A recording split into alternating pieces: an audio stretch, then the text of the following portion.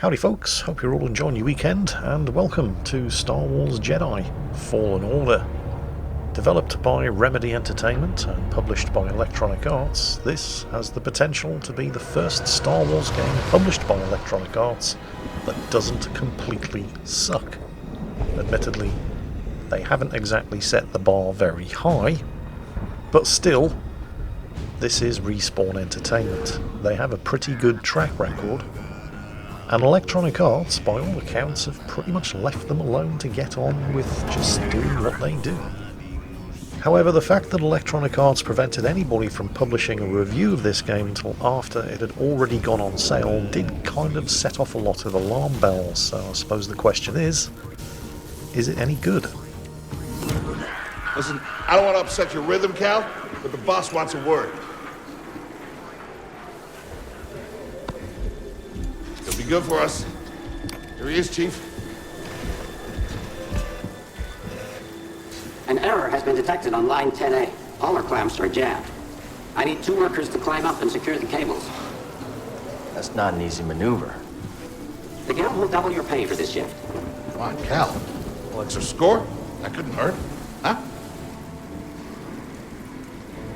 Okay. All right, let's go. Get to work. This way. I really have to Right be behind upfront you. about this right at the start. My opinion of this game is kind of divided. On the one hand, the graphics are amazing, and the sound is fantastic as well, both the sound effects and the music. Although, you'd have to work really hard to fuck up the sound and music on a Star Wars game when you've got access to the original score and the Skywalker Studio sound library. And while the graphics are very nice, they're certainly not revolutionary, and so it surprises me that I'm seeing significant amounts of stutter and even dropped frames playing the game on a PlayStation 4 Pro. Will you look at that? A separatist ship. I haven't seen a Luke or Hulk in ages. Yeah. Ages. Breaking her will be big money. All right, let's go. The voice acting is superb, the characters are well designed, the world environments that the game is set in are exquisitely detailed and meticulously crafted. There is a huge amount of love and effort that's been put into this game. I mean, just take this opening level for example. It's set inside a massive breaking yard where ships from the Clone Wars are being salvaged and broken up for scrap. It's a 100% believable environment. What's slightly harder to believe are the lengths that young Cal here is expected to go to in order to disengage a couple of faulty docking clamps. I realise, of course, that this is basically the tutorial level, so they have to have some kind of excuse for all of the running, climbing, swinging and jumping around, because at its heart, Jedi Fallen Order is basically Uncharted, but with lightsabers. And that's not a bad thing. In fact, my only real issue with Star Wars Jedi Fallen Order is to do with the controls, and I started to encounter this issue as early as the tutorial, when you really shouldn't be encountering issues with the controls, when they should be showing you exactly what you have to do and how you have to do it. Here I am, attempting to drop from one climbable object to another. Did you notice the pop-ups telling me which buttons I needed to press in order to do that? No. That's right, you didn't, did you? It's because they weren't there. This is quite possibly one of the worst tutorial levels I have ever encountered in a computer game. I mean, the level itself is fantastic. It's jaw-droppingly gorgeous, meticulously well designed, but they kind of forgot that it's supposed to be a tutorial. It's not that they don't tell you how to do things. They do. The first time you're expected to do it. The first time you have to make a jump. There's a pop-up saying press X if you're using a PlayStation controller to jump. I know I pressed the circle button to drop. You can quite clearly see I'm not having any problems with the drop. It's the dropping part that's the issue. So what you basically see me do here, in what's supposed to be a tutorial, is failing over and over while trying different button combinations, and it turns out that you press the climb button to grab onto something once you've dropped. I can't help but feel that I shouldn't have had to die 6 times in order to figure that out in the middle of a tutorial. Isn't it the tutorial's job to show me what it is that I need to do? Is it just me? Maybe it's just me. You might think I'm making an unnecessary song and dance about a fairly minor issue where a couple of pop-ups don't appear to tell you exactly what you should be doing in a tutorial. If that was the case, you'd be absolutely right. But it's not limited to just the tutorial. There are issues with the controls that plague this game from start to finish. You see, games like this, games like Uncharted, games like Horizon Zero Dawn, games like the Assassin's Creed series, they train you to recognise certain points in the environment that you can interact with. Anchor points in the environment that can be used to swing from, to grab onto, to pull yourself up, to drop yourself down, to tiptoe across. You get the general idea. Star Wars Jedi Fallen Order does a remarkably poor job of training you to recognise some of these environmental anchor points. We're coming up to a perfect example. This is the whole point of this section of the tutorial. Those yellow things are the docking clamps that I'm here to release. Which part am I supposed to grab onto? Quite frankly, your guess is as good as mine. And this is an issue that's going to have you crying tears of frustration throughout the entire game. Nope, not that bit. Am I even supposed to be jumping across at all? Am I supposed to be going around, maybe crawling over that? And then working my way around and coming at them from the other side? I just don't know. It's very much a case of trial and error. As long as there are no penalties to experimentation, however, that's not really such a bad thing. I mean, that could be considered a gameplay element in and of itself. It does get kind of frustrating, though, when you don't really know what it is you're supposed to be doing. The game is going out of its way to not help, and you just keep dying over and over and over. Oh, we made it this time. What was it that I did differently? Because I don't know. So what have we learned so far in Star Wars Jedi Fallen Order? Sometimes it works, sometimes it doesn't, even if you're not doing anything different. And I think the reason for that is because of something that this game doesn't really do that other games like Uncharted, Assassin's Creed, and Horizon Zero Dawn do. When you are, for example, hanging off an object, and you move the controller in the direction that you want to jump, but you don't commit to the actual jump, the character will lean in that direction to confirm to you that yes, this is something that you can do. Now, Cal here does do that in this game, but unlike in the other games that I've just mentioned, you can't trust that you're still going to make the jump, despite the fact that the character is indicating to you that it's all good. If I'm hanging off a cliff in Horizon Zero Dawn, and I move the controller over to the right where I see an anchor point, Aloy will reach out towards it, and then if I press jump, she will grab onto that anchor point. The same thing happens when I'm controlling Cassandra in Assassin's Creed Odyssey and Nathan Drake in the Uncharted series. If you're moving the controller in a certain direction and the character that you're controlling is looking at what it is that you want them to jump onto or grab a hold of and reaching out towards it, you can rest assured in the knowledge that when you press whatever the action key may happen to be, they will execute that jump, grab, or drop. Now, Cal gives you all of those indications, but if you try the exact same jump, grab, or drop in this game 3 times in a row under exactly the same circumstances, you're probably only really going to pull it off successfully 2 times out of 3. And I'm pretty sure that the reason for that is because in other games, all of these maneuvers are completely context sensitive. If you're in the right place, doing the right thing, it will always work. And you'll always end up in exactly the same spot. But that doesn't happen in Star Wars Jedi Fallen Order. There's a small element of aim involved. Now, this does allow you a much more fine degree of control over the character, but what it can and does lead to are situations where it looks like you're doing the right thing, it feels like you're doing the right thing, but your aim is maybe just a fraction off, and the hitbox of the grab point that you're reaching for is just not quite as big as its textures would lead you to believe, and so you miss, and you die, and you don't really know why. And it is incredibly frustrating. And that's before we even get on to the issue of the combat. But first, it's time for some plot. Prop, you okay? Cal! I can't climb up! Prop, just hang on. I'm slipping! No, don't let go. I can't hold on! Prop, no!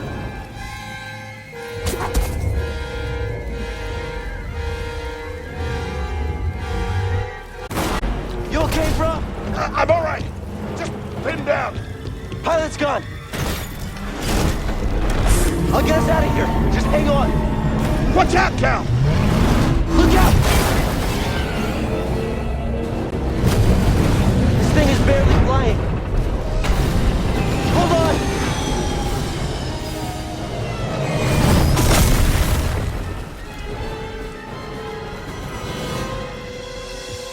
Prof, you all right? Yeah. Okay, We gotta move. Come on. What the hell happened? What was that back there? Was that you? Well, that was the Force, wasn't it? Just forget what you saw, okay? Please No, trust but me. I've seen the stories. I've heard it. There's Prof, bounties out on people I like know. you. I know. Yeah, we're ready. We need to be careful. Yeah.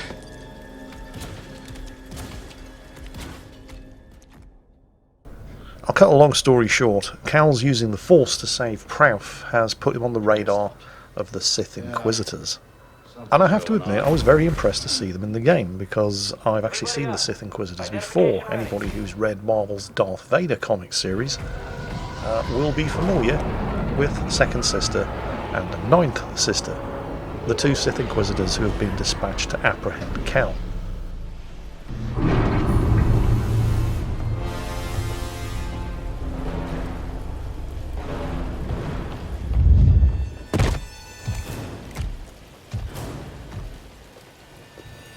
Ninth Sister is the big one.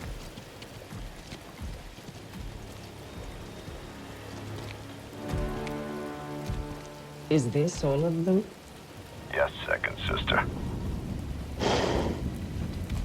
We seek a dangerous fugitive. This is no common anarchist, but a devotee of the treasonous Jedi Order. Failure to turn over this traitor will result in a charge of sedition.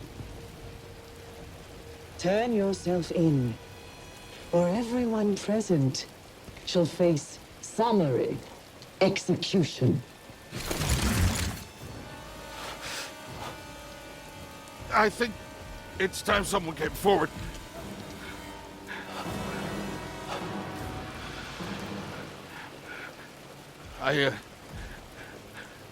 I've been working on this heap a long time. Way before the war. We refit and rebuilt ships. Best in the galaxy. Then came the Empire. And engineers became scrappers. The workers, they just started getting worked. Prof. We all know the truth. We're just too afraid to say it. To the Empire, we're all just expendable. Yes, you are. No! Look at this, a lightsaber.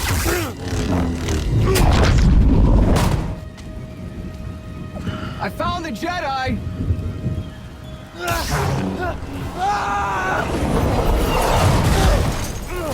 What's that? Checking out the disturbance. There are also several issues with the combat in Star Wars Jedi Fallen Order that can make playing it a bit of an exercise in frustration. I'll start with the most minor issue, and that's where the controls are. You don't need to call this in. And this really is a minor issue. It is almost certainly not going to affect anybody playing the game on the PC. But for those of you who are intending on playing the game on the PlayStation 4, most PlayStation titles that involve combat have your attack button tied to either the right trigger or the X button. But not this game. This game just has to be different because, in case you're wondering, the right trigger is force push, an ability that you don't even have until you're several hours into the game, and X is for jumping. The attack button in Jedi Fallen Order is tied to the square key. Well, one of the attack buttons is tied to the square key. Like I said, this game just likes to be different. But this is really a very, very minor issue. It's not going to affect you at all if you're playing on the PC. And to be honest, even if you're playing on the PlayStation, it will take you no time at all to get used to the somewhat eccentric placement of the various different control buttons on the PlayStation controller. There is, however, a slightly more significant and long-term issue with the combat controls, and this is not just yet another case of me being famously crap at controlling action games.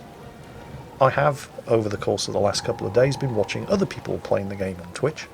Other people who are significantly better at games than I am, and they have all been experiencing, to greater or lesser degrees, the same problem. Obviously the problem is going to be greater for me because I am famously crap at controlling action games. But the problem does exist. It's a problem that people have been finding difficult to really put their finger on and define, but the general consensus of opinion appears to be that it's very difficult to get Cal to do exactly what it is that you want him to do in the middle of a fight, because the game appears to have a tendency to insist on waiting for whatever animation is currently being executed to finish before it will even consider accepting any other command input.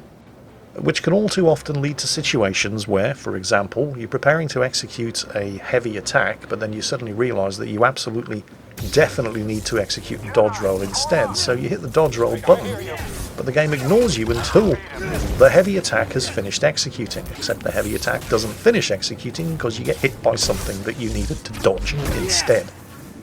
And that's not such an issue if you're playing on the lower difficulty settings. I mean, it's frustrating as all hell, but if you're playing on the higher difficulty settings, the consequences of the game not letting you do what you want to do when you want to do it will often result in losing 90% of your health in a single hit. I do have to stress that when it all comes together, it just looks and feels absolutely spectacular, but at the same time there's all kinds of potential for things to go horribly and spectacularly wrong, and not through any real fault of your own.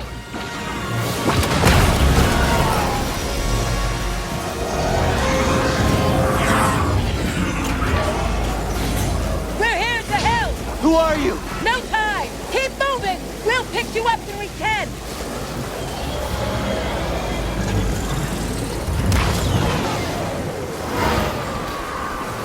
I do like the combat in this game though, although it's definitely aimed at the more experienced gamer. I mean, even if you're playing the game on story mode difficult, you can and will still get your arse handed to you if you don't respect the enemies. Stormtroopers with blasters, no problem, you can deflect those, except they're shooting at you from two different directions, and just when you think you've got that covered, here come the melee scout troopers. And just when you think you've got that covered, a stormtrooper pops up with a rocket launcher, and you can't deflect that with a blaster. It really does keep you thinking, and I like that about the game. There's no one tactic that's going to work every time. You constantly have to be thinking on your feet and adapting your tactics to whatever enemies you happen to be facing. And that's a good thing. One of the many good things about this game. This is the price of your arrogance. And another good thing about this game are the characters, who are all extremely well written and acted, even if one of them does look like she's suffering from an extremely advanced case of exophthalmic proptosis. What the hell is going on with her eyes? Seriously, wait until you get a good look.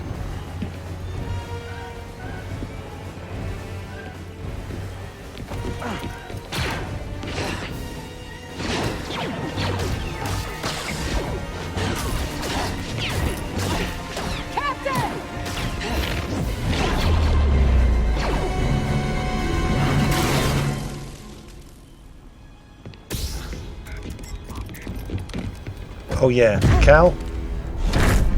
Turn your lightsaber off, Cal. Cal, you're in a ship that's flying around, you're not strapped in and you're holding a fucking lightsaber. How was everybody not killed there?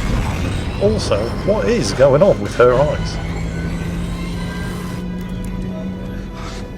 Cal, I mean it. Turn that lightsaber off before you kill somebody you don't mean to.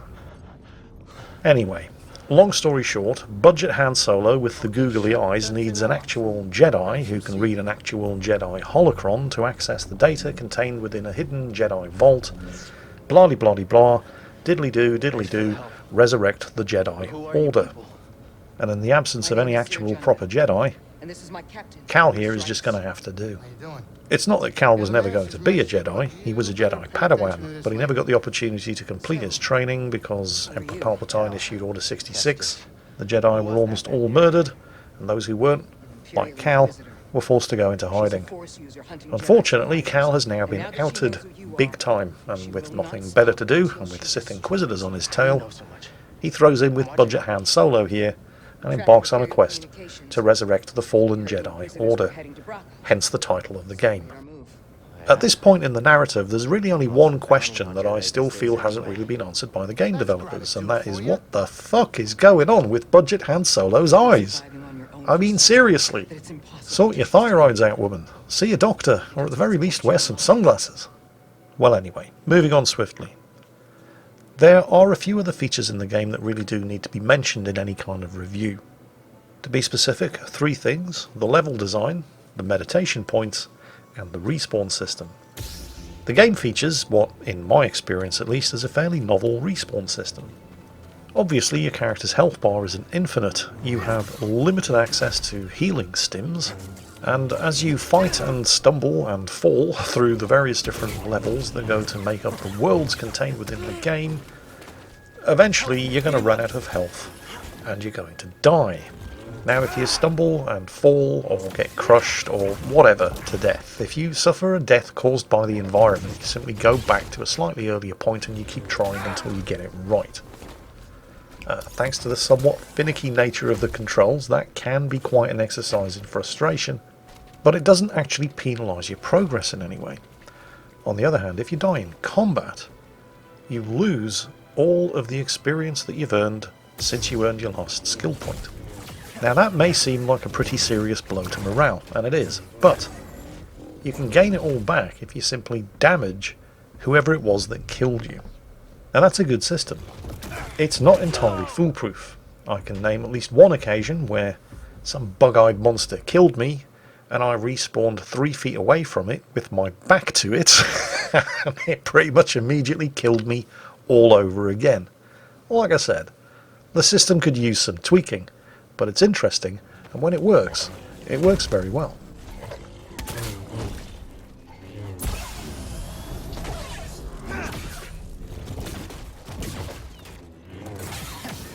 Now the other thing that I mentioned were the meditation points, and these are also, well, quite fiendishly clever.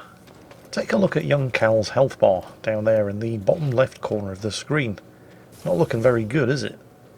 The combat in this game is actually quite tough, so there's a very real possibility that the next fight I get into could be fatal, and the 00 next to it indicates that the droid perched on my shoulder doesn't have any healing stims left, but ooh, I've found a meditation point. So there are 2 things that you can do when you're in a meditation point. You're mostly going to be using it to access the skill tree and spending any skill points that you've accumulated since the last time you found yourself a meditation point. But there's another thing that you can do with a meditation point.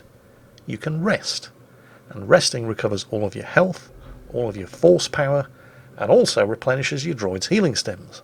And in most games, that would be all that resting at a meditation point did. But in Fallen Order, resting at a meditation point also respawns all of the enemies that you've killed on the existing level. But Jingles, surely it's the enemies who are in front of you who are going to be the problem. What do you care about respawning enemies behind you? Well, you see, here's the thing. And now we're moving on to the subject of fiendishly complex level design. You see, the levels that make up the worlds in this game are on the large side, and they're also usually extremely complicated. You see, the issue is that when you're exploring these worlds, for example, if you take a look at the map view here, you can see there are various different colour-coded entrances and exits. The ones that are yellow are available to me, I just haven't actually explored them yet. The green ones are entrances and exits that I've used, and the red ones are ones that are blocked, and they're blocked for any number of different reasons. Maybe they open from the other side I don't have access to yet. Maybe my droid doesn't have the necessary upgrades to hack the lock, or maybe I don't have the force power that will grant access to whatever that is. But I will later on, and I'll have to come back. And if at any point I have rested at a meditation spot, all of those enemies are going to be waiting for me again. So a lot of the time, even though you may be pitifully low on health, it can often be better to simply just soldier on and accept the inevitable death. Because you'll respawn with full health, but the enemies won't. Of course, that does mean that you'll also lose all of the experience that you'd accumulated since the last time you earned the skill point, unless you can also track down and kill whatever it was that killed you. But if it managed to kill you the first time, there's a fairly good chance it's probably going to manage to kill you a second time as well. So just how confident exactly are you feeling? Do you want to recover your health at a meditation point? Which will of course cause everything to respawn again, which will make life very interesting for you when you go back after having found whatever it was that you needed to get that door unlocked.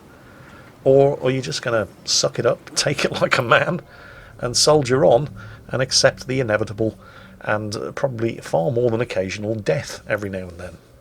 Respawn really do deserve some praise for the way they've managed to get the level design, the respawn system and the meditation resting system to complement and enhance each other in the way that they have. It's actually very clever. And over and above the way it complements the other game mechanics, the level design itself is more than worthy of praise all on its own.